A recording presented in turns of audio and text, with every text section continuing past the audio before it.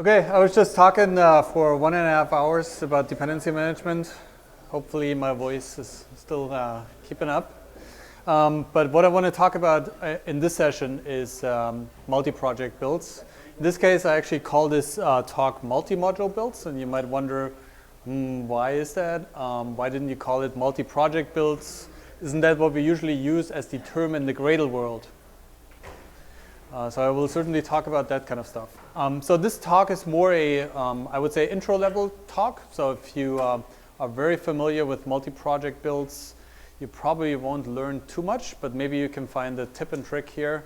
So we'll certainly talk about how to model multi-project builds in Gradle, how to configure them, adapt to your own structures, what is possible at the moment, what isn't possible. How do you execute specific tasks, how you operate them within the structure of a multi-project build. I want to talk about, again, dependency substitution. So what happens if you actually have a more complex kind of build? You want to swap out a module dependency for a project dependency or the other way around. So that could be one of your use cases. And in the end, I also want to touch on kind of like some performance aspects of Gradle builds in the context of multi-module builds. So if you have a large build, which some organizations have, what do you do about builds being slow? Why does the configuration time take so long? I want to give you some tips and tricks how you can mitigate that situation. So for everyone that hasn't been on my previous talk, my name is Ben Mushko. I work for Gradle Inc.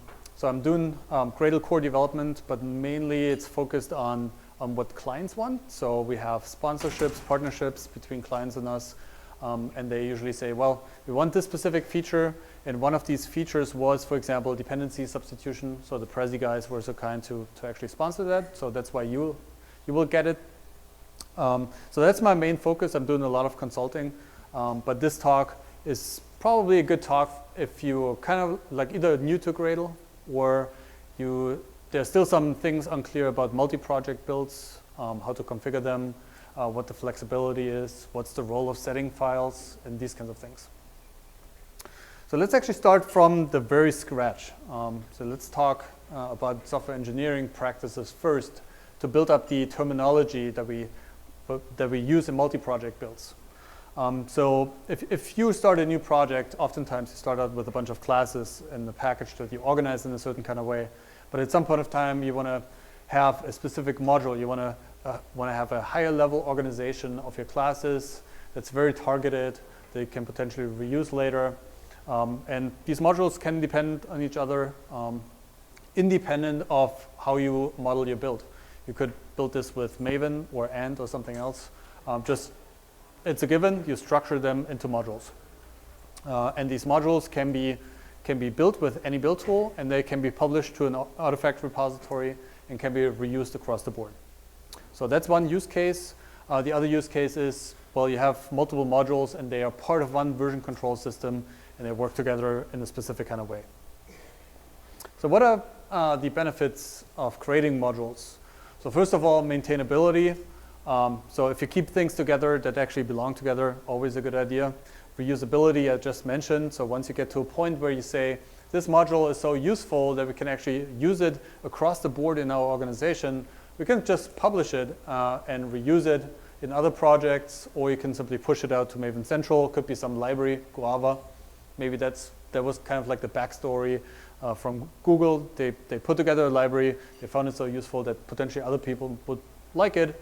So they just pushed it down to Maven Central. And separation of concerns, always a good thing, I guess.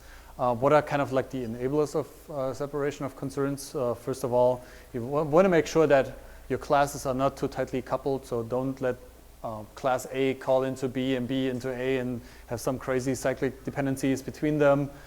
This is just basic software engineering stuff. Really, it's not a build thing. But that's basically where the problem starts, really.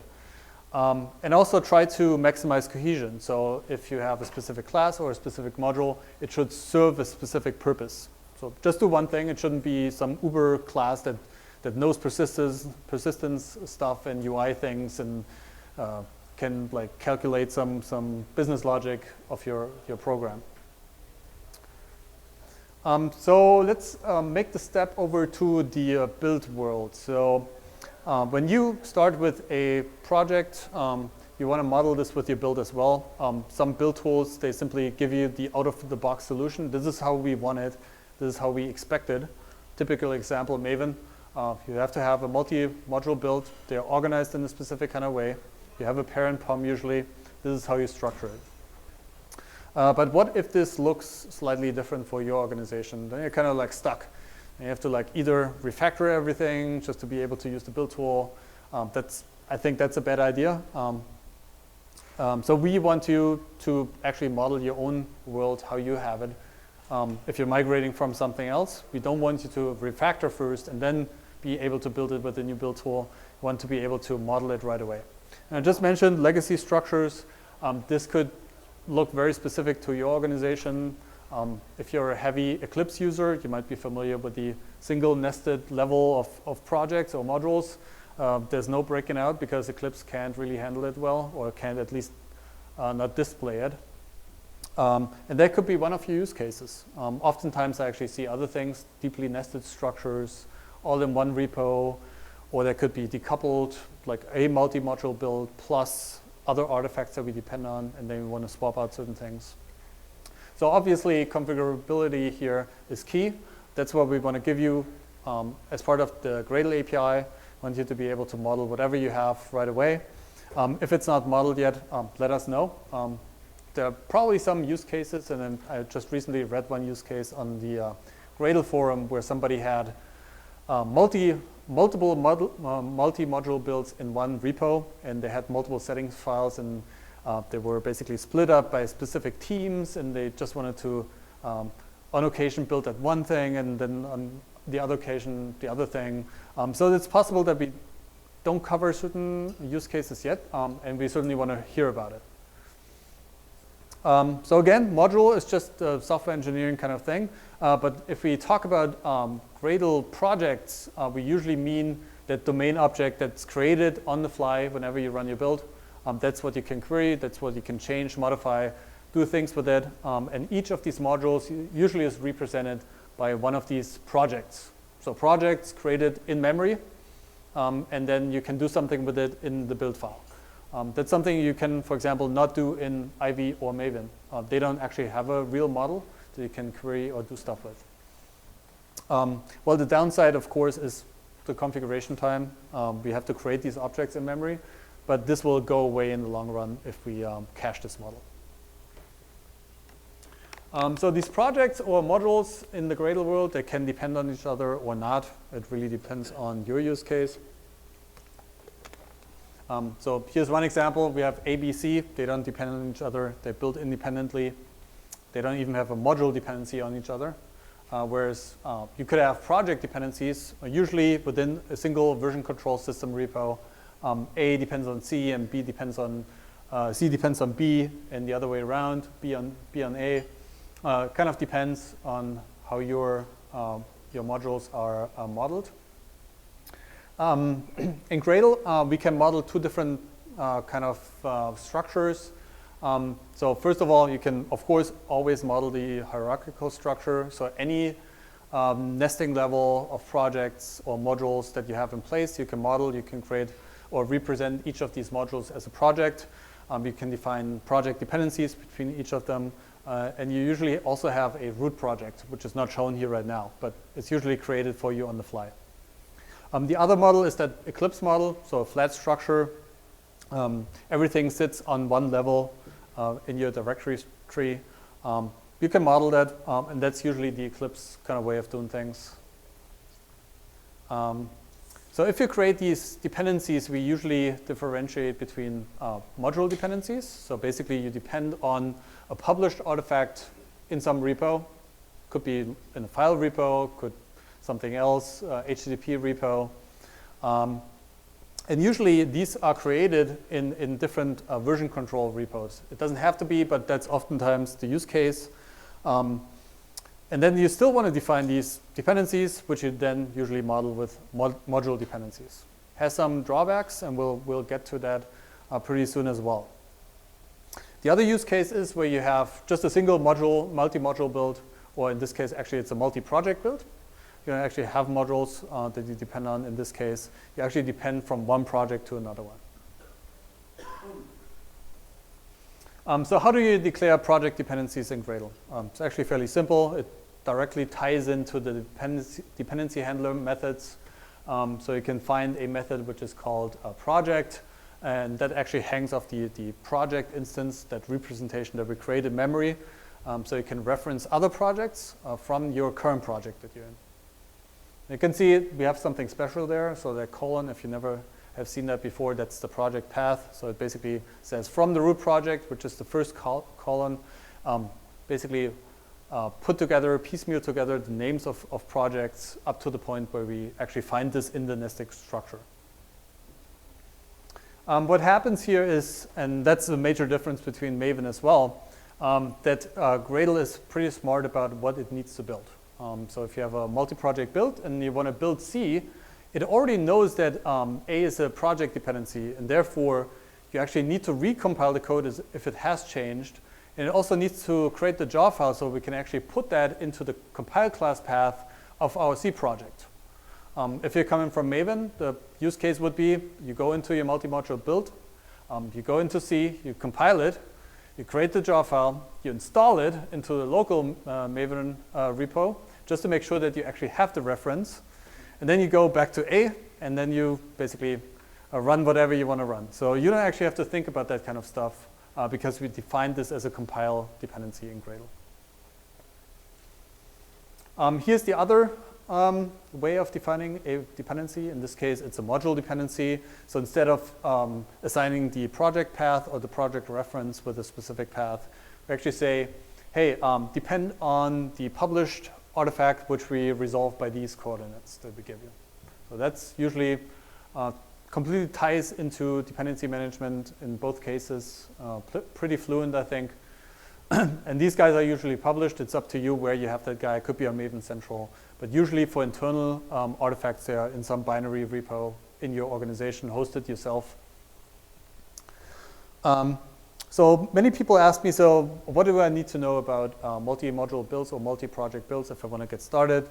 You have that settings file thing. How is that different from a build.gradle file? So the settings file, the main role is that we define all the projects that should be part of our multi-project build. So we can simply say, include this specific project with that specific path. So again, you can go any nesting level here. It's not really relevant as long as the path is correct. You can see I have two examples here. So include A basically means from the root level, find a subdirectory, in this case directory, which is called A. And then if you have a project one level deeper, so under B we also have E. We want to include both of them, then that's how you can do it. For these include method calls, you don't actually have to give the initial like colon identifier. That's kind of special. You can if you want to say from the root project traverse down the tree, but it's optional in the settings.gradle file. One more thing to mention again, even for the settings file, we have a data domain object representation. So instead of a project, in this case, it's a settings object. So if you look at the Gradle API, you will actually find the include method. That's where it actually comes from. So it's not coming from a project anymore. Settings is handled specifically or differently than a project, and it has specific methods that it can use. The other method that it can use is include flat, which is the equivalent to say, basically on the same level as the root project, try to find that specific project and include it in my build. What you then can do once you define this, and that's usually, the settings file usually sits in the root project of your build. You can say Gradle projects, and it spits out your complete tree of projects, how they are modeled, how deeply nested they are. So that's something that comes out of the box with every Gradle build. It doesn't have to be a Java project, for example. And I already mentioned the settings file where it should be. So usually it should be in the root project. So if you have a hierarchical kind of project, it should sit in the root level directory. usually with a build.gradle file next to it, and then you can have any nested level. For flat directory structures, it's slightly different. There we actually pull some magic. So in this case, we introduced a master directory. So that basically serves as the root project, where we try to look for the settings file. So if you're dealing with these kinds of projects, you have to create the directory name with that name, and then put the settings.gradle file right there. One thing I didn't mention yet, I think, is that we not only create project references for all the included subprojects, we also create a reference for the root project. And the root project basically says, I know what my root is here. I can ask for subprojects. I can traverse it. I can apply a certain configuration across the board for all of my projects, these kind of things. By default, we derive the name of the root project from the directory name, where we find the settings file. Could either be master, or depending on whatever the name is that you check out your version control system, whatever the directory is called that you have your code in. So how do you actually, how do we go about resolving the settings file? So that's usually a two-step approach. So we have to assume that potentially you could have a flat structure.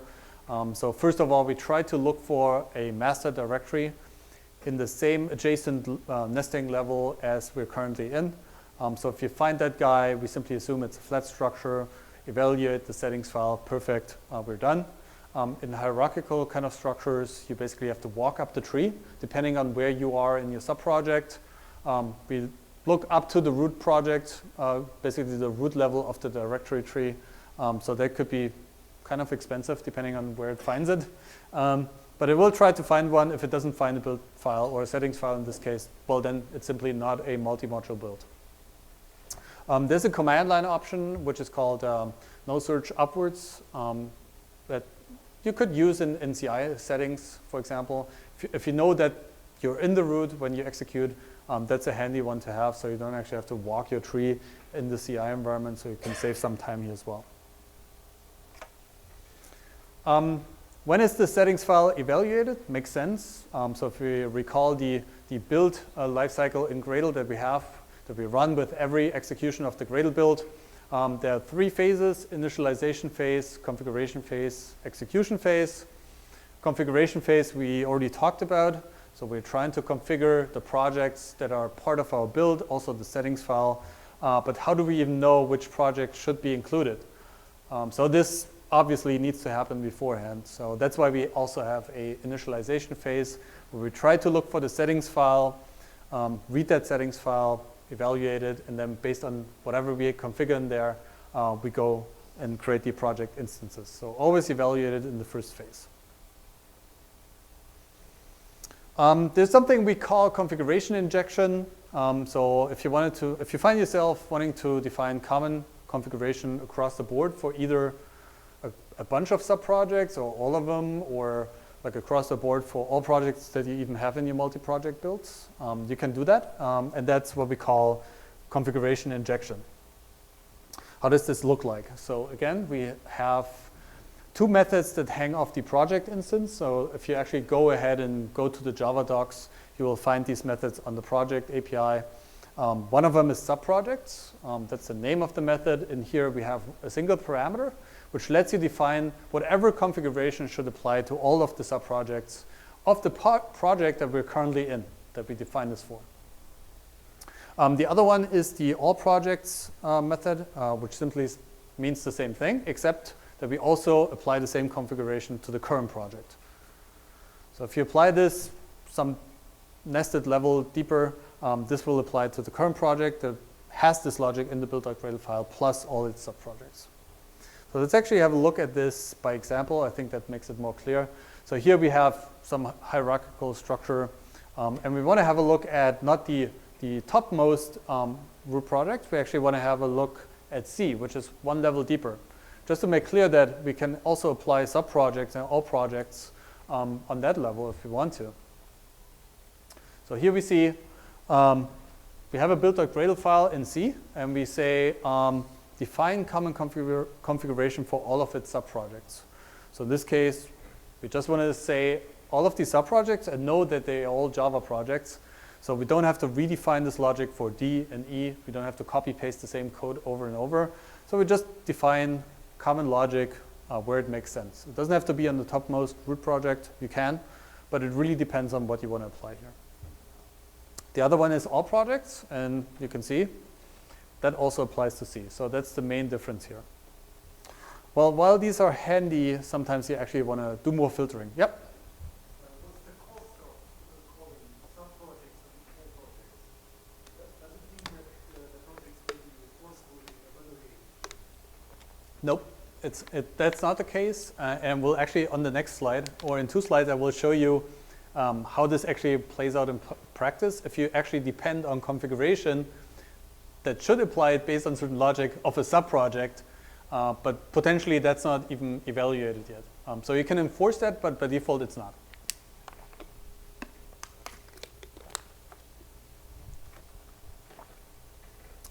Actually, it's already the next slide. So you can be more specific about what you want to apply certain configuration for. So it doesn't have to be the subprojects closure in general or all projects.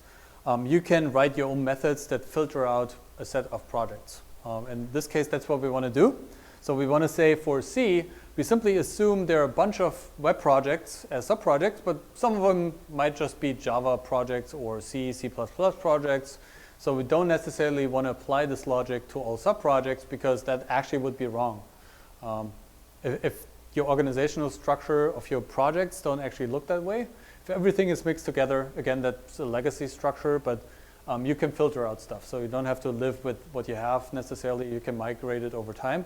But here again, we create a method within the build file which says, give me all the web projects. And we use the method called subprojects and use the find all method that comes with the Groovy API. So we simply say, find all the methods that apply a certain plugin. In this case, we find all the subprojects that apply the war plugin. So they are just assumed to be web projects. If you run this, you will actually notice that we run exactly into that case, that we didn't evaluate D and E yet, even though they actually apply the war plugins. So there it actually fails. You get the wrong list of subprojects. So in this case, you can defer the configuration a little bit. One of these methods that you can use here hangs off the Gradle instance, which basically represents the execution of a Gradle build. So you can say, wait until all my projects are evaluated, and then basically configure whatever we want to configure. And for that, we use that configure method. There's an alternative here, which I rarely use, to be honest. But it also hangs off the project instance, so you can say wait with all the build logic that comes after my specific method call here, and wait until all of my children, all my subprojects are evaluated. That's another way of modeling it. So you're not necessarily stuck with executing the full build.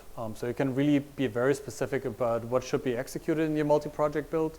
And that certainly comes in handy if it's fairly big. So you don't want to run Gradle build all the time from the root project. Sometimes you just work on a specific subproject, and you just want to run build there, and Gradle does its thing. So what we do here is that we try to do some task matching.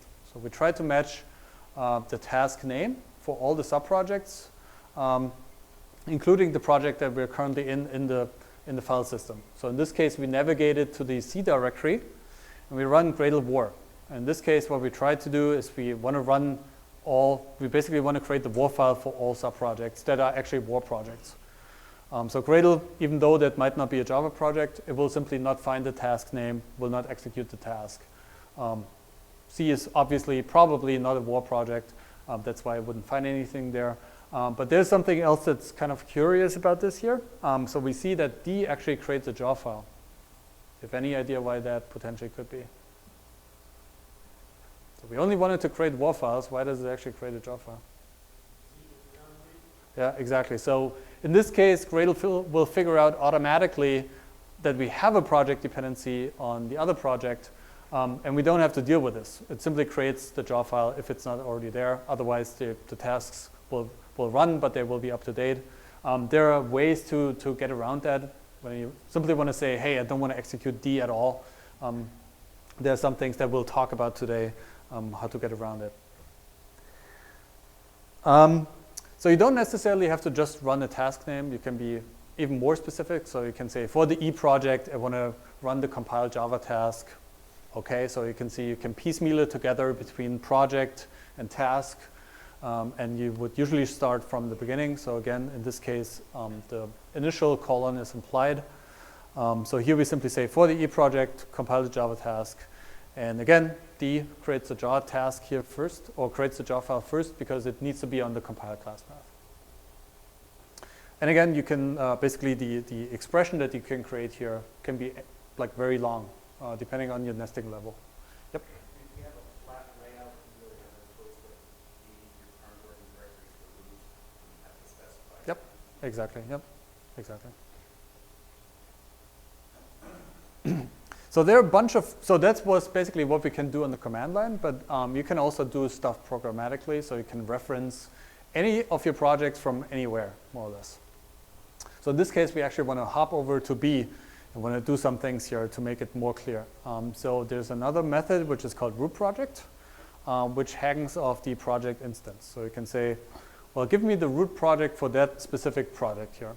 So you can reference A here easily if you wanted to do some stuff, want to apply some configuration, want to run some tasks, stuff like that. We can use another method which we already have been using when we define the project dependencies. So we say, use the project method, give it the right project path starting from the root project, but of that guy, please give me all the children, which gives you back a set of projects, which you then can apply certain logic depending on what you need.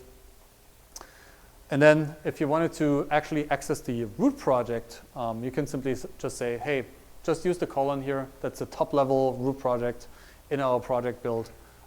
If you just have one nesting level, you don't need that. You can simply say root project. But if you're multiple levels deep, that's how you can get to it. So what I want to do now is stop with the theory, more or less. So we actually want to dive into demos again. So for that, we actually have a little case study application. It's actually fairly simple. So you don't actually have to know too much about the functionality. What it does, it's a web-based application built with Gradle. Right now, it has a single build.gradle file, no separated project in this case. So everything is mushed together in terms of sources. They might be like separated by corresponding packages, but we haven't broken down the modules yet.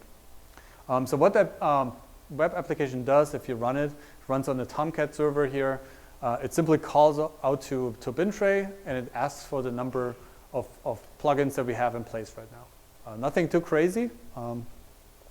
So let me quickly show you how this looks like at the moment to give you an impression. So right now, that's the build file. So huge, just a single build.gradle file. There's no module on the right-hand side in terms of organizational structure. We broke out some script plugins here, so you can see multiple apply froms. But there's nothing too crazy about it. I didn't start the video yet. But if we look through it, we have like a whole bunch of like dependencies that we declare. We do some configuration for Tomcat, for our embedded instance. Everything is just one thing. Obviously a bad thing. We want to break this up in the long run. And just to show you the actual functionality, so you have a better idea of what's actually going on, we run this with the info flag, and we just want to run it in an embedded container implementation here. It takes a while. It also prints out like the class path right now. Not too relevant for our examples, but so here we go. It runs on localhost 8080. We grab the URL and just bring it up quickly, just to show you that's really nothing groundbreaking. So we have the old logo even, so my bad here. And it gives us back the number of plugins that we had. So it made a web service call to the Bintray API, also nothing too crazy. But now we actually want to go ahead and break this down. So we want to have multiple modules, one for the UI layer, something for data, for persistence maybe, for the web service calls. So we want to break this down. So let's go ahead and show you some configurations that you can have in Gradle to model that stuff. So right now we don't actually have project references. We have a single project, and that also is the root project. So if you would say project.root project, it would be basically a self-reference, nothing too crazy. So if you wanted to model everything in a single build file, you can. Gradle allows you to do that. That's one option of modeling a multi-project build. Probably less well known, but you can do it. Again, for this, we use the project method, which defines the path to the project. And then we provide a closure, and the closure basically contains everything that we want to configure for a specific module. And again, you can see we have a single settings file. ABC are now projects, so we also want to include them.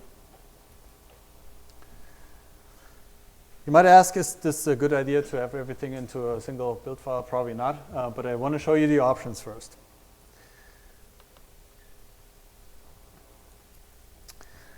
So in this case, what we did now, so you can see on the right-hand side, unfortunately you cannot see it well, but there are multiple modules now. So there's a data module, there's a common module, there's a service module, and there's a web module. So each of them we want to model in Gradle now. So here in the build script, we also use the all projects closure to apply stuff that should apply to all of my projects. And we have the subprojects closure. In this case, in fact, subprojects and all projects are actually the same. There's no nesting level really much. Actually, never mind, I'm wrong. So in this case, we actually do have projects. We have a root project representation. So actually, all projects applies to the root project and the subprojects, whereas subprojects only applies to the subprojects. And we do this because we know that the subprojects are Java projects. That's what we do here. Some of the script plugins should apply. Some of the common dependencies should apply. For example, in this case, you see a JUnit. We use Mockito. Shout out to Stepan, who's here as well, right? Good stuff. And then we also model the builds here, the actual projects. So we have, I think, 4 modules here. And then if we scroll down in this build file, we see the all projects closure here, the subproject closure, then one configuration block for each of your modules. Or in this case, they are now projects. So we can see we can now actually organize our build logic in a certain kind of way. It doesn't have to be in one thing anymore. So you can be very dedicated. So you can say, well, the Tomcat plugin we know only applies to the web project. It shouldn't apply to the other ones because it doesn't really make sense. And you can see that we also define the project dependencies now. So let's see, common depends on data, service depends on common, and so forth. So if we execute that guy now, one more thing, here's the include file. By the way, the include method takes multiple parameters if you want to. You don't have to have a line for each of your method calls. You can use either one. So let's run a clean build. We also have a build source directory, so that's also executed. But you can see that all projects are executed for that specific build task. So it tries to do the task matching, try to run the build task and all dependent tasks. And of course, if there are project dependencies, also create the jar file first. So that just takes a while. I have some integration tests here as well. And we do some find bugs. Just one more thing, you have to believe me, the order is correct. We didn't have a deep look at the actual project dependencies, but the ordering here of execution is proper. Okay, so that's one option, but oftentimes what you rather see in the field is that you have multiple build files. So for each of your modules, you actually want to have dedicated build.gradle files. Yep? Are you going to make the source for the demo you showed available? I can, yeah. So far it's not up yet, but there's no problem. I either put it on the where you got the slides from. I don't know if you had a chance to download the slides from the No Fluff page. If that's the case, I can probably just update my stuff, my slides and my code. I'll just put it there. I will probably not put the videos there. If I can update that one, I just put it on GitHub. So you'll certainly get it. So that's the most common, I think, configuration. I would say you have a build file per module, and then the settings file actually doesn't change at all. We still use the same path. But the good thing about it is that, well, you have things separated, similar to breaking out, basically refactoring out pieces of your classes. That's kind of like the same logic. So we want to be able to apply good software engineering practices also to your build files. So treat it as code, what it actually is. Question. Mm-hmm. So you have the include three including the settings file. Isn't that going to bring the other three build files with the file So the settings files, setting file is actually evaluated before the build.gradle file.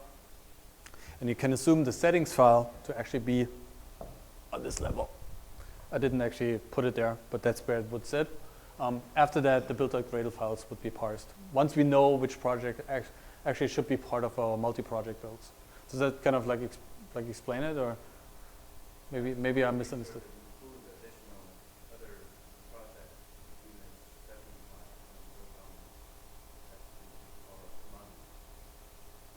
file and Could you like maybe reiterate? Maybe I just don't understand the question, but so like if okay. I understand now the settings.gradle file will be divided as a Mm-hmm. Yep. anything you put into there could potentially slow down the execution. It's fairly minimal. I mean, if you have a bigger multi-project builds, that's the parsing the settings file is not what you're concerned about usually. It's more like other configuration stuff that you do in your configuration phase in your build.gradle files and so forth. Except if the settings logic is very complex. And we'll show you some examples how we can do more things in that settings file. For example, externalize the includes into a plugin or a JSON file, these kinds of things. So if that's very like execution heavy, so if it takes a long time for this to be evaluated, then of course you have that performance impact every time you run the build. In the long run, we want to cache that stuff as well. So just configure it once. If it hasn't changed, if your settings file didn't change or any of your build files, simply reuse the cache model.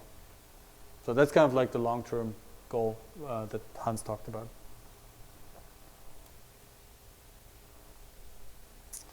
Okay, so let's have a look at the multiple files that we can have. So in this case, this is the root project file. So now it looks actually pretty cleaned up already. So we have the all projects closure and subprojects. That's all we have. And then basically all the logic that we used to have in the root project build is now being moved into build.gradle files specific to the module. They live in the right place. That's where they belong to. And this is how you can improve maintainability on a build level as well. So pretty simple, I think. Settings file actually doesn't change, so we're good here.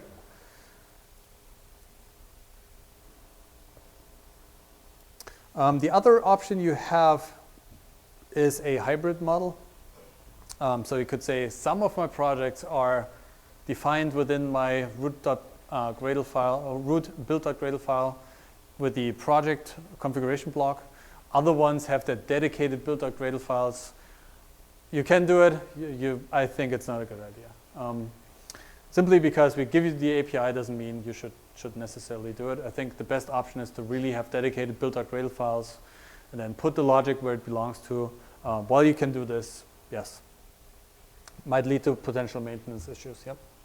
So I came across some documentation that was talking about parallelized builds and how you should not put the cross-project dependencies into the sub-projects. Yeah, then you don't have necessarily decoupled projects, which might have an impact on that, on the ability to execute things in parallel, because then that basically means if you have a project dependency, that guy needs to be executed beforehand. They cannot be run in parallel, basically. So if you model it that kind of way, then like -- parallel will help less, depending on what you build. There's some other command line options that we'll explore in this talk as well. For example, configure on demand, where you simply say, hey, just configure whatever you need for this specific task execution. Don't configure the whole multi-module build, because that's not what I'm interested in. I'm pretty sure that this will also become like the default in the long run. Right now it's an incubating feature, but I'm pretty sure that once we stabilize the daemon in a way that like it doesn't fail or it doesn't have memory leaks and like everything is cached and so forth, it will become an option that will be turned on by default, similar to the daemon. I think in the long run, the daemon will be a default thing that will be just enabled because it just improves the build performance. Okay. So I don't actually need to show you the example. Some things that are helpful if you execute your build on the command line. There are some command line options that certainly come in handy. One of them is that no rebuild. I don't know if you guys had a chance to use that one. That is certainly helpful if you are in the current project, but you don't want to rebuild the Java file every time you run your build. You know, nothing has changed. Like, I didn't pull anything from version control anymore. Just working on that web module here. I just changed some JSP files or what have you. Simply just build that one guy. Don't even execute the project dependencies. That's how you can make this happen. There are two more task rules here. One is called build needed. You might have noticed that when we run Gradle build for a subproject, it will only create or run the jar task. It doesn't run the tests. So if you wanted to enforce running your tests as well for all the projects that you depend on, typical use case could be you work on a multi-project build, at some point of time, you update from version control. You want to ensure that whatever came in terms of new code is being tested. And it doesn't have any impact on your code. So you just want to at least make sure on a basic level that it's still working. Yep? How does Gradle handle incremental builds? How does it know the only compile those things that changed? So this is like based on inputs and outputs for tasks. So for each task, that's basically built into the Gradle API or model, really. For each task, you can say, to be able to function properly, I need this input. Typical example, compiling Java code, would be the source files. So a set of Java source files would be your input, whereas the output would be the class files. That's what I get out in terms of bytecode. So if you define both of them for a task, and it doesn't have to be a built-in task of a plugin that you reuse, you can do this for your own tasks as well. In this case, it would actually be configuration phase. But you can do this for any task you want. And once you define it, like, it will automatically kick in. If your inputs and outputs didn't change from the last run, Gradle will know this, and it just does it for you. Yep, exactly. This is not really, I think, perspective from Gradle, this is not incremental. This is more like intelligent. If I need to rewrite this or not, it's up to the task itself to do things incremental. If it may decide to redo everything from clean slate, or maybe just implement it and only compile this Java class is there, the independent of this Java class. Oh, you mean in terms of like a project dependency as well? Yeah. So if you have a project dependency, it will try to execute the jar task, but it will be up to date because probably nothing has changed, except if you run clean, of course, but which wipes out your stuff potentially. So. Following up on that question about incremental tasks, Mm-hmm. does the calculation for whether or not a task should run based on incremental inputs happen after configuration and before execution, or does it happen during execution right before the task itself is going to be run? It's happening during the configuration phase. Okay. Otherwise, I mean, yeah. I was just thinking that it might be better to delay it even further during execution because of the task that might not be run would have to recalculate its inputs if it's not part of the graph, or is it the graph is resolved first and then the task inputs are resolved? Yeah, so the task graph will stay the same. So we still have the task graph, but we basically mark tasks up to date or not.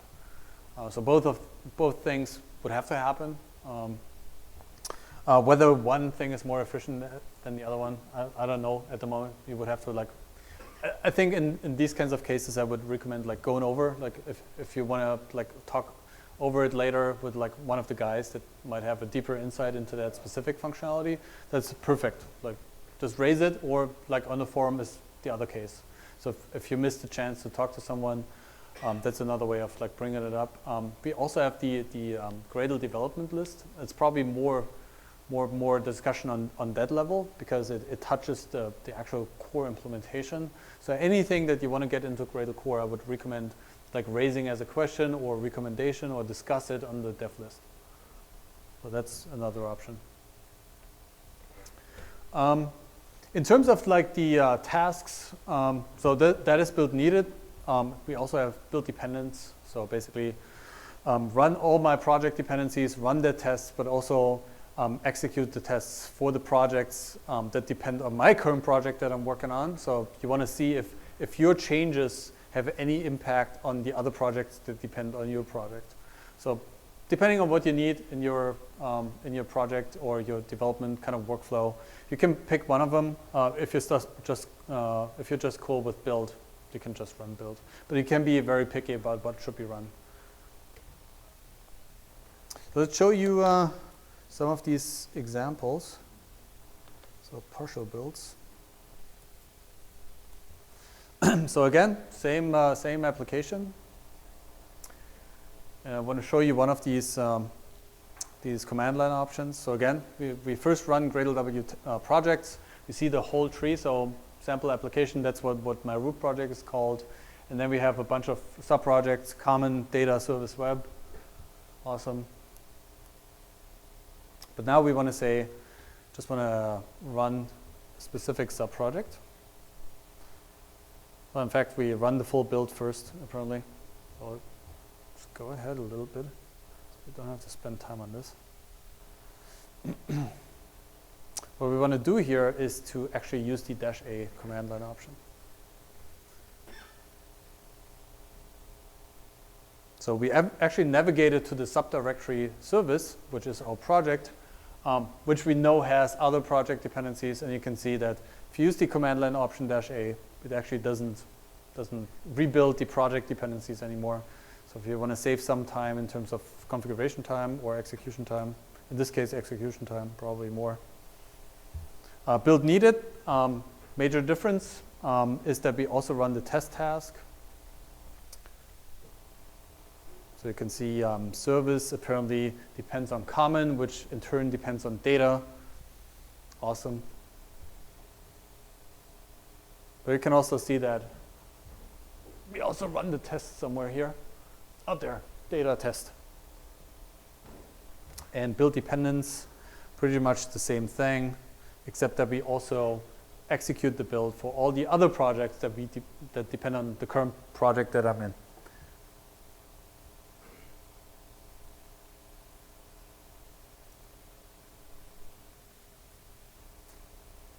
All right. So we can see the web project is also built in this case. So really what you want to pick is depending on your workflow at that moment.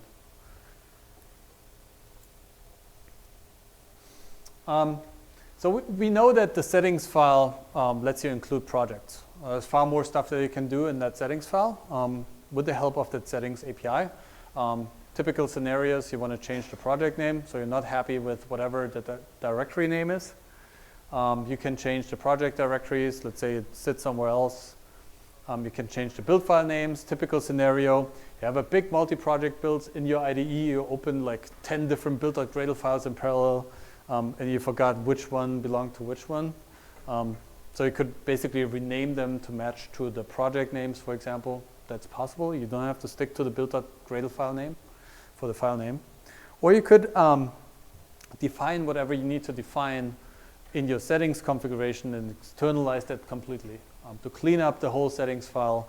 If your build is big and you do a lot of customization, that sometimes makes sense. So let's explore some of these options here. So let's assume I want to change the project names. So I inherited some legacy project structure. And they have like just like letters for the project names, but they don't actually describe what they do. So we want to actually give it better names so we can display that in the project tree. So this is how you do it. So first of all, in this case, we actually also give a different name for the root project. In this case, it's my app. So it's not going to be just the directory name of whatever I checked out. We include the individual modules again, or projects in this case. And then we can say from the root project, iterate over all children and modify the project name. So in this case, what we do here is we pick the current project name and just add a prefix. In this case, the prefix is my app. So what we would expect by the end of this configuration, if you run Gradle projects, our root project would be my app, whereas all these subprojects would be my app dash service, my app dash common, and these kinds of things. So you can basically rename it however you want to. You're not really constrained to that logic. But just to show you how this plays out. So again, settings file looks fairly cleaned up. Right now, still the root project is called sample project.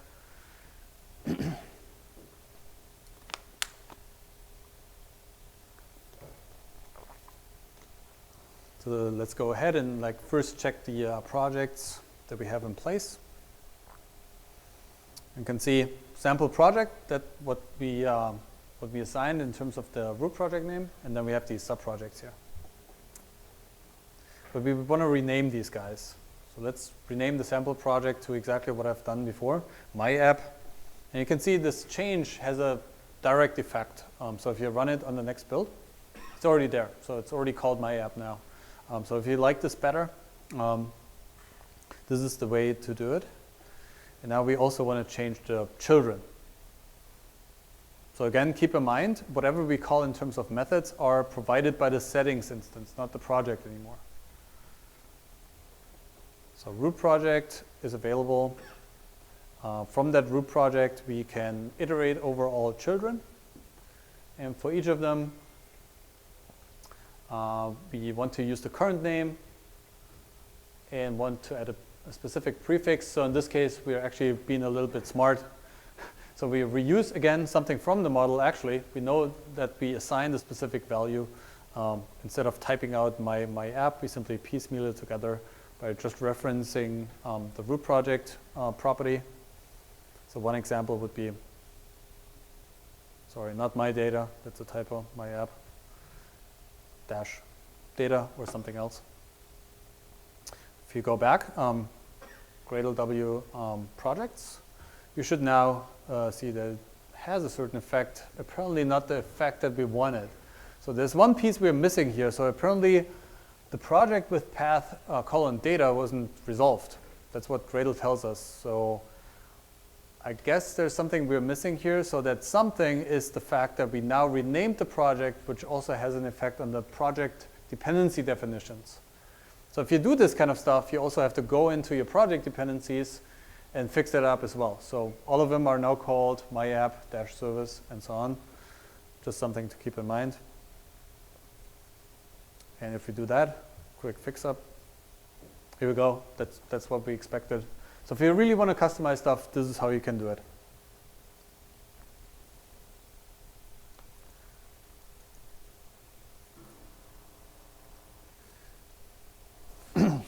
You can do the same stuff with the build file names. And I mentioned it's kind of handy if you have multiple build.gradle files. They're all called the same. If the IDE doesn't show you the direct location where you are at right now, it can get slightly confusing. So there's just another method here which is called build file name, where you can run some logic here as well, which basically says take the current name of the project, add the file extension .gradle, and here we just pull a groovy trick where we simply say the plus and minus are basically operator overloading that we can automatically apply. So again, in Gradle build scripts, we can use groovy. So we simply say to that current project name, build file name, add the suffix .gradle, so the file name extension, but remove the my app extension that we potentially might have if you wanted to have additional logic. So that's stuff we can do. Just to show you a little example that's actually fairly easy to be done and what effect that has. So in this case, we start out with a build.gradle file. Everything is set up as before, but now we actually want to go ahead and rename the files. So we don't want them to be build.gradle file anymore. We actually want to rename it. So let's go ahead for, I think data, we actually want to rename it to data.gradle and so on. First of all, let's check if the projects are still in the way we had them in the beginning. So apparently right now we're not applying any logic for changing the project names. We can combine both of them. But now let's go ahead. We rename common or build.gradle to common.gradle, then something else here like data or web or whatever it is. Can't really read it myself. And then we, of course, have to also apply the specific logic that tells Gradle, okay, I actually want to resolve different build files. And for that, we can, again, iterate over the children, reference the build file name for each of them. And here, I just assign a different variable than it. That's what you can always do, just a regular Groovy handling of closures. So we say the build file name here of that child project should have .gradle, and we are missing the current build file name, or name of the project, I guess. So here we can even use a string interpolation, as we can usually do in Groovy. So we just want to give it the name of the project .gradle.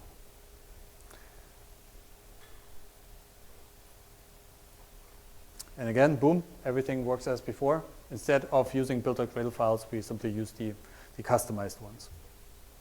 There's nothing more to see in this demo, actually, except that we run the full build. So let's actually get a little bit more complex here. Yep.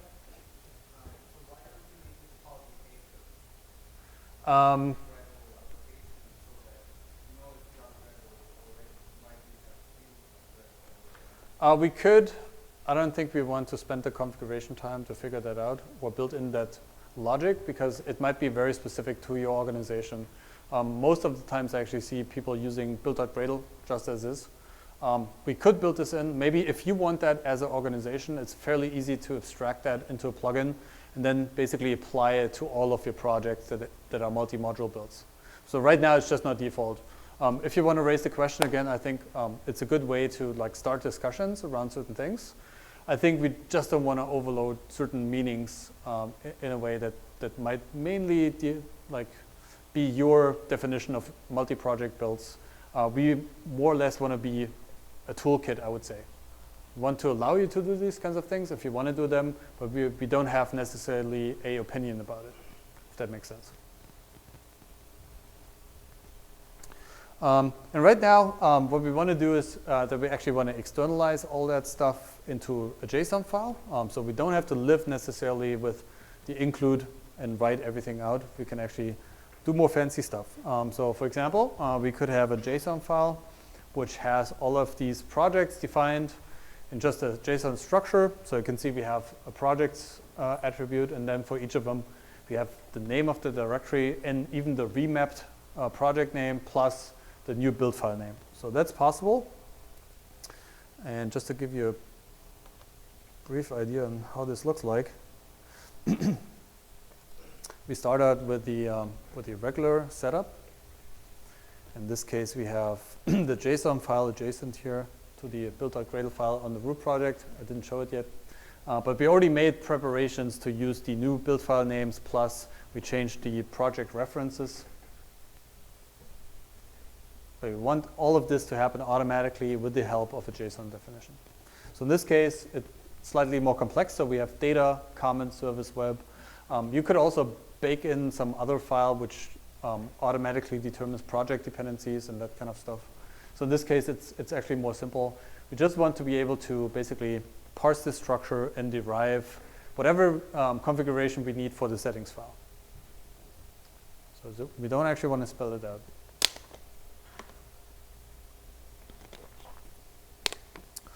So let's go ahead and write some code. And again, we use a class of the Groovy API. So we use the JSON slurper in this case. Pretty handy class. We reference the projects.json file. That's currently my project, the JSON file name. So we say from the root project, which is my current project, we know how to find that guy. Give me the current project directory, and then simply use project.json. All right, that already gives us the capability to read a JSON structure. So now we have that. And then based on that, we can iterate over all that stuff. So again, go through all child projects.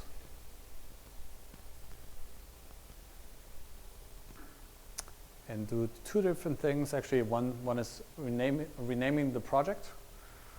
based on whatever you find in the JSON structure.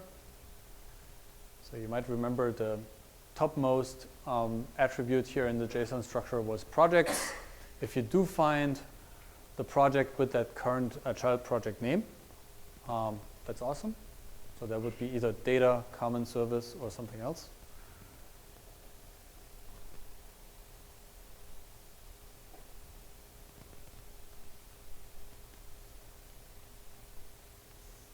So that's basically our project definition. And then based on the project definition, we can just do some stuff.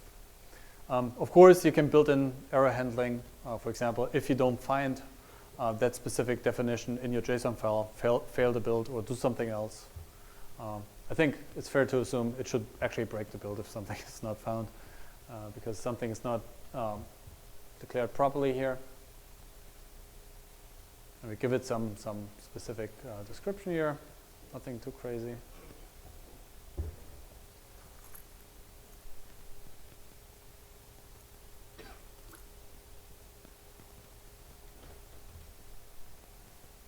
Okay, and as before, we changed the project name, and we simply use whatever we parsed out of the JSON structure. So project name, and then for the build file name, we also, so that basically corresponds to this attribute here. And the other guy is the build file name. Fairly simple. We already learned how to do this. So child project.build file name equals the project definition dot build file name.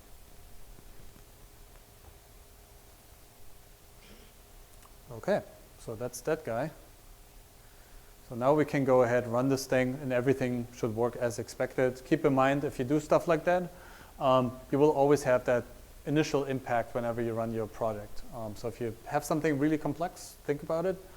In the long run, it probably won't be such a big issue anymore, but once we cache the model, this will also feed into that caching capability, and we would not have to re-evaluate the JSON file every time, not having to like redefine what project names we have, and so forth. Okay. So one less known, I think. So did you have a question or? Okay, all right. So one less known thing about Gradle is that yes, you can write plugins, and usually they work on a project instance, but you can do the same stuff with the settings instance. So plugins in Gradle not bound to projects necessarily. You can also write plugins for your settings file. And that's what we are trying to do here in this case. So we've seen that logic has become kind of complex. So again, you might actually want to test that logic. So you want to make sure that's working properly. You want to externalize that in some sort of form. This is a way of doing it. You can break out the plugin, and you can even reuse the same plugin to apply it across the board in all projects in your organization. So if you have multiple projects that use the same logic, that's the way to go. Let's give you a quick taste of how this looks like. So I think most people haven't seen this yet, that you can actually break out a settings plugin. Start. So again, we have the same definition as before in the previous example, but we want to clean this out completely. We just want to say, apply my plugin, and then do whatever you need to do. And again, breaking out a plugin, usually a good practice. For maintainability, you can break out additional classes and so forth. So what we want to get started with is we create a class in our build source directory. It could be an external plugin as well, but this is what we do for demonstration purposes. So we just create a new class in the package org Gradle sample. We just call it project definition plugin. So we'll know everything about how to tweak the settings instance to our needs. And here you can see the generic type in this case is not a project, it's actually a settings object. And then again, everything is the same. We just have to implement a single method. But instead of using a project, instead of working on a project instance, we're actually working on a settings instance. Now that we broke out a actual plugin class, we also have to import the classes from the Gradle API. Just something you need to know. They are not implicit anymore. So org Gradle, and then API, initialization, settings. Now we can actually go ahead and refactor the stuff that we already have in the settings file. So let's just copy paste whatever we have here, munge it into the binary plugin. Boom. One thing we're actually missing here is that we are now not explicitly delegating towards the settings instance anymore. We actually have to tell the logic that you should call the methods on that instance. So in this case, we have to say settings.include and so on. That's kind of like the same practice as if you would write binary plugins for a project. So I think we have everything in place. Everything almost looks as before. We can clean it up a little bit. So JSON slurper, we can simply import with a nice import statement. And you could easily imagine writing a test for this, just a plain unit test or something else. Probably in this case, you rather want to have a functional test which operates on a real project file.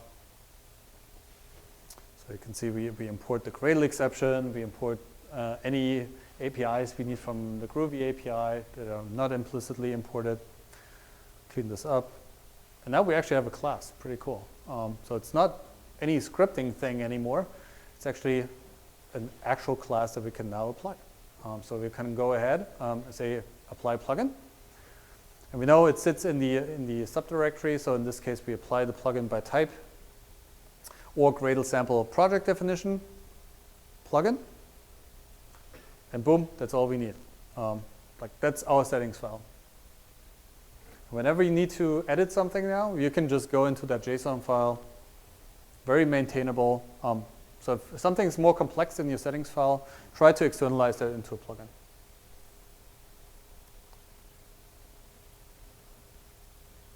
Oops.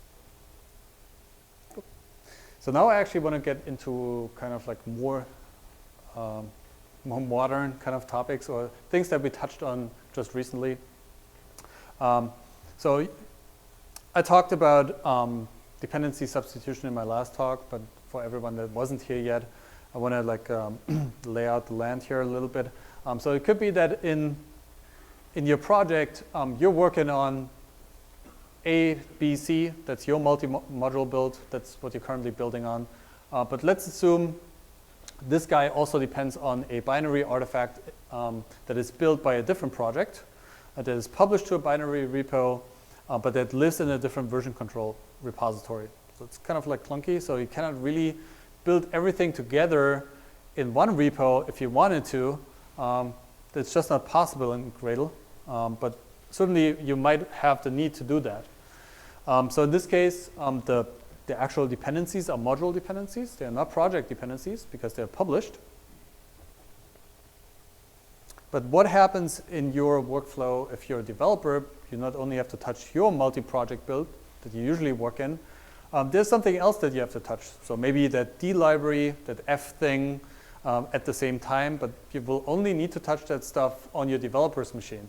You don't want this to happen on the CI box. There we still want to depend on the latest release, for example, of these libraries. So that's a totally valid use case. I see that at clients all the time. How do we go about doing this? So first of all, what you actually want to do is to say on my development machine is instead of depending on the modules, we actually want to depend on the projects. But the projects need to be checked out from version control. So they need to sit somewhere in your local file system. But again, remember, you have a single settings file, so you cannot easily just depend on that other guy. So there are certain limitations here. So that's kind of like the problem that I want to discuss here. Usually this happens during development. In CI, this might be different. So switching dynamically, fluently, switching between projects and modules is a real world enterprise scenario that many companies have. So how do you go about modeling this? So there are multiple approaches. One of these approaches is going to be a Gradle core feature with 2.5, but I also want to show you other options. And then once you make that step, what about the IDE integration? This is all great and good, but you want this to be easy, right? If you're mainly working in your IDE, you don't want to mess around with your build files and temporarily change the build logic. You just want to tell the Gradle, I checked out A and B. They live in different repos, but your IDE, you just figure out, if you find that guy, simply assume it's a project dependency and make that configuration for me under the covers. You don't want to deal with anything else. You don't actually care what the build does. Make it happen. So there are two different open source solutions to this problem. One of them is more like a homegrown kind of thing, something that Peter Niederweiser had written at some point of time. It's fairly simple. You simply extend the Gradle DSL, the Gradle core DSL, with your own method here, and that method is called elastic. You could call it whatever you want to, and you can see there are two parameters here. One is the module coordinate, the other one is the project path. So if you find in your local build, if you find the checked out sources, assume it's a project with that specific path. Otherwise, simply assume it's the module. Prezi Pride has taken a slightly different approach here. You can see up there we extended the core DSL. Whereas down there, they also introduced a completely new configuration block almost, which is called dynamic dependencies, which you have to learn about. So this has to be communicated. And you will have to learn about the plugin first before you can actually use it, how it operates under the covers. That's how other people do this kind of stuff. So let's have a look at one of the custom solutions, how you could do that. And that's pretty much the method that I've just shown you, which also taps into Gradle's extensibility to a certain extent. So this might also be helpful for other use cases. So what we have here, again, our sample project. And we include data. But we want to say, we are not just depending on the data project dependency, we also want to be able to switch it out for some module dependency. And in this case, we simply say it should be the project group. So we use the group that we have in our project. We call the module data, and then simply also reuse the version that we have. So simply assume they have the same version, it's published somewhere. Fine. But so far, we didn't actually define anything where this elastic thing comes from. Obviously, it hangs off of the dependency handler. How do we make this happen? So it's pretty neat what you can do in Gradle. So you can simply introduce a new method with the extra or extension API that we have in Gradle. So you can simply tell your dependency handler here, there should be a new method called elastic for that ext namespace. It takes two parameters. First of all is the module notation, so group name version. The other one is the project path. Then we simply try to find that specific project path. If you can resolve it, then simply assume that's a project dependency. And that's how we're going to model it.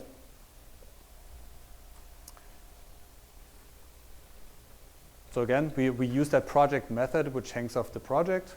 Otherwise, if you cannot find that project, if you cannot find the source code for whatever reason, simply create a regular module dependency and treat it with the notation that we also passed in. So nothing too crazy, but you can do this. And just to track this down a little bit, you could add some logging here. So for this case, we simply say print out that you find the project dependency with that specific path. I mean, in your production environments, that should probably be some other logging level, probably not be printed every time, probably a debug. Otherwise, it's just assumed to be a module dependency that lives somewhere else, depending on the repos that you had defined up there. In this case, it's just Maven Central.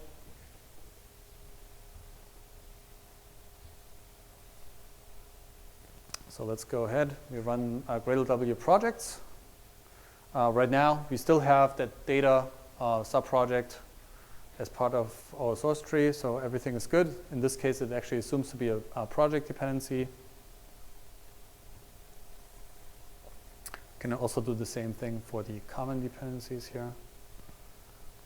So we can see it prints out the actual project dependency. But what if you wanted to switch this out? So let's give it a quick modification here. So we just simply say, hey, don't include it in the multi-project build. Simply, we rename this so it wouldn't be able to find that project. And then if we run it again, it now maps to the actual module. It fails this time. I actually didn't publish it to Maven Central. That's the main reason. But that's kind of like how you can do, basically pull some dirty tricks to make this happen for yourself. Of course, reality looks usually more complex. And we actually want to make your life much easier. That's why we've been working on these dependency substitution rules. Kind of like the terminology we use here is like a fluent dependency, so they can, a project dependency can be swapped out for a module dependency and the other way around. But it completely ties into what have been shown in the previous presentation, similar to the dependency of resolve rules. So off the configuration, you can do some stuff. If you haven't checked out 2.5, that's a good way of like playing around with that stuff. RC should be out, I guess, in the next probably 2 weeks or so. But just to show you the general use case here. So in this case, you have the scenario where you want to replace a external dependency for a project dependency. Scenario is you basically have a big multi-project build.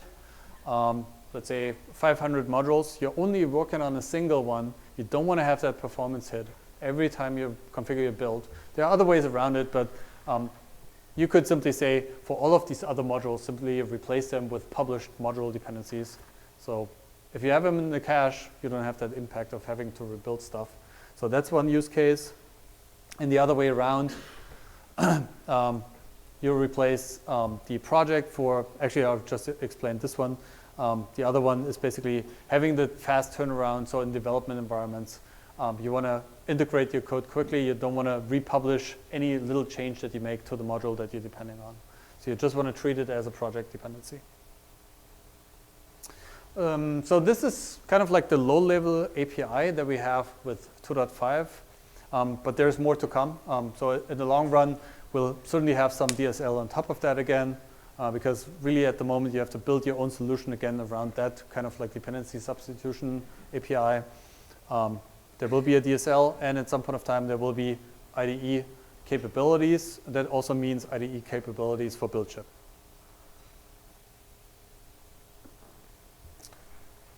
Let's see, how much time do we have left? Looks like 15 minutes, so I'm just going to switch over this. It will behave pretty similar to what I just showed you, just with the rules. So I just want to show you some other things. I just mentioned IDE support, IntelliJ, no support at the moment at all. There's some support in Eclipse STS. So the Netflix guys were actually so kind to hook up with the Spring Source guys, with the Pivotal guys, and they contributed a feature that allows you to do that kind of stuff. So if it finds the project, the checked out project, then simply replace it, and the other way around. So that's possible in STS. It's still kind of hacky-ish, I would say. It works, and in the long run for build ship, we'll have that too. Yes?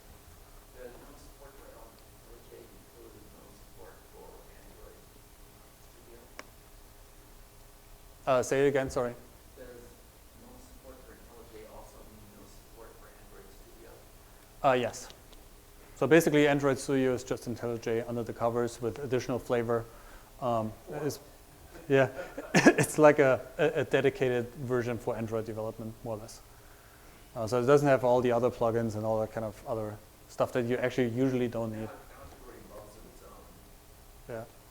But ultimately, keep in mind that Android Studio actually is just the IDE to drive the build. Internally, it just calls off to Gradle for pretty much everything. So even the model and things like that. So build variants and these kinds of things are derived of the model of the Gradle build. So the IDE itself doesn't have to know anything about it. Once we build a very high capability into Gradle itself, Android Studio would just call off to it and you would just have it in terms of capability. So is somebody interested in the STS support? If not, I'm going to skip it and have one more section about performance in multi-project builds. Unfortunately, I missed your talk, Stefan, this morning, so I don't know what you brought to the table, but I just have a bunch of hints that are helpful. So typical scenario in big multi-project builds, let's say that usually starts at around 50 or so, you will see some impact on the configuration time. It's, at the moment, we cannot avoid it, but you heard our plans, what we want to do about it. So the configuration time increases by the number of subprojects in your tree. One thing that's awesome, just with 2.5, if you upgrade your build, you get performance improvements out of the box. So that's one thing that you can do. Some of our clients actually reported improvements up to, I think, 40%. That might not be the case for your project, but at least you will see something. Then we have a bunch of pretty helpful command line options that you can use right now. They have been in Gradle core for quite a while. One thing that is helpful if you have multiple project dependencies, just cut them off and use the -a. The other one's --parallel, which can be helpful depending on how much project dependencies you have. I forgot somebody asked here. So that's certainly helpful. You can always run that. And then configure on demand. Simply tell the Gradle build, just configure what you need for this current task that are requested to rerun. So don't configure the whole model for my 500 projects because it's actually not relevant to me. That actually saves quite a bit of time. So that brings down, so that's basically the killer command line option at the moment for this case, yeah. Is the parallel option always guaranteed to be safe and make mistakes that parallel? It should be safe if it's not, like if you encounter problems, it's a bug. Okay, fair enough. And we had some occasions where we, for example, tried to determine the Java compiler, but we do this in parallel sometimes for multiple projects at the same time. And then we had like a mutable variable which was shared between them. So we fixed that. So, but it was kind of like not so straightforward to figure out what's actually going on. And it only appeared to happen if you use --parallel. Are all of these incubating? All of these are, except for -a, I think is not incubating. But keep in mind, sometimes incubating doesn't mean too much anymore because they have been incubating for a bunch of years. So what's stopping, what's preventing you from taking some of these out of parallel? We know they're pretty stable at the moment. Nothing, really. You can try it out. And as Hans mentioned before, there's also something that we didn't like make public yet really, is parallel task execution and these kinds of things. So there's even more to come, not just on a project level, but also broken down to tasks. Yeah. What's the difference between parallel and parallel threads? So by default, there's a number of parallel threads that we can use to operate on multiple projects at the same time with multiple threads. But you can bump up that number depending on your CPU or machine, however many cores you have, so you can tweak it. There's a default number that we assign, but if you want to bump it up, you can if you have a big machine, for example. Richard, Yeah. are there means to control the number of threads that the Gradle start? That's something that Hans mentioned this morning, so that's also common in a later version. So let's assume you wanted to do multiple things in parallel in a single task. Is that kind of the use case? Right now it's not built in, but it's coming as well. I don't know what the timeline is right now, but if you hit up Hans, he will probably know it, or some of the other guys, of course. But it's certainly something that happens every so often. For example, I know you're working on web application deployment, so if you wanted to deploy something to a web farm, like a server farm, you don't want to just deploy one thing, wait until it's done, another thing, wait until it's done. And you don't want to create dedicated tasks for each of these environments, which is kind of clunky too. You just want to say, make it happen, I run this one task, and you figure it out based on your configuration. So yeah, that's common. Mm-hmm. Towards that end, is there anything preventing you from using the normal concurrency APIs inside the definition? No, that's how some people actually solve that problem. So you can use, I mean, you have Groovy, so you can use Jeepers if you wanted to, which makes it fairly simple to actually say these things should happen in parallel, and basically fork join kind of stuff. Cool.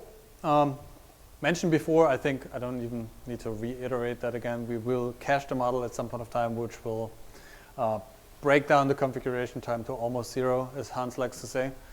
We'll see how far we can get it down, especially if you have like a huge multi-project build, let's say like 5,000 modules or something like that.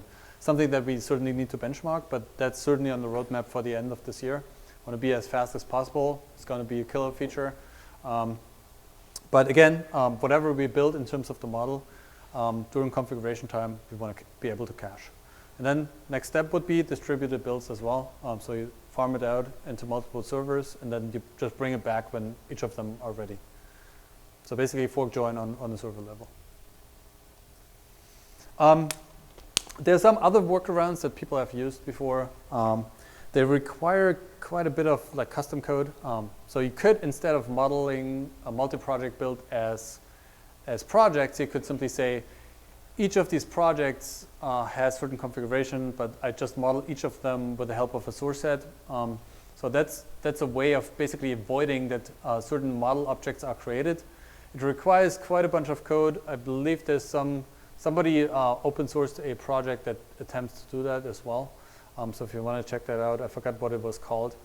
But that's a way to avoid these kinds of things. And then you define, instead of having project dependencies, you would basically define references between one source set to another one with the compiled class path that is available to a source set. So that's another way of modeling this. But then again, you have to create your own tasks for compilation and so forth. So it's possible if the pain is big. This is what you can do if you want to spend time on it. But in the long run, really the solution is to cache the model. Simply not having this issue at all is going to be the end goal. Okay, I think that's all I had. That's kind of like the state of the art, like multi-project build. So hopefully we could cover the basics again. If you weren't familiar with all the things that you could do, I hope we did cover that. Maybe you learned one thing or another, even though if you are operating multi-project builds. And then we've seen what's coming down the road, so hopefully that makes you guys excited. It at least makes us excited. So if you have any questions, feel free to ask now. I'll be around, of course, like today and tomorrow. So if you find me somewhere, or if you want to schedule an office hour, we probably still have some free spots. Not sure, but otherwise just an informal meeting. Let us know. Cool, thank you.